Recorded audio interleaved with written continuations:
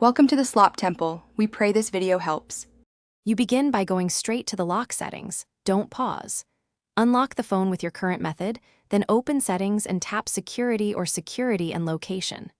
Once there, select Screen Lock to view options, PIN, password, pattern, or none. Make sure you have your current PIN or pattern ready because the phone will ask to verify you. This protects your data. If you plan to re-add biometric unlock, have your fingerprint or face set up beforehand to speed the process. Now choose the new lock type you want and why it fits. PIN for speed, password for strength, pattern for convenience.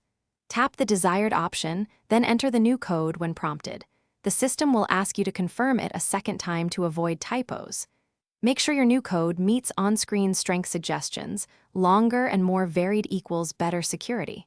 Once confirmed, the phone will apply the change. Make sure to re-enable biometrics or smart lock if you want those convenience. Finish by locking the screen and testing the new lock to verify it works as expected. Try both the primary method and any biometrics you re-enabled.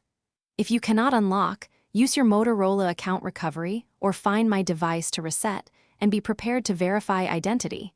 These steps protect your data but require prior account setup.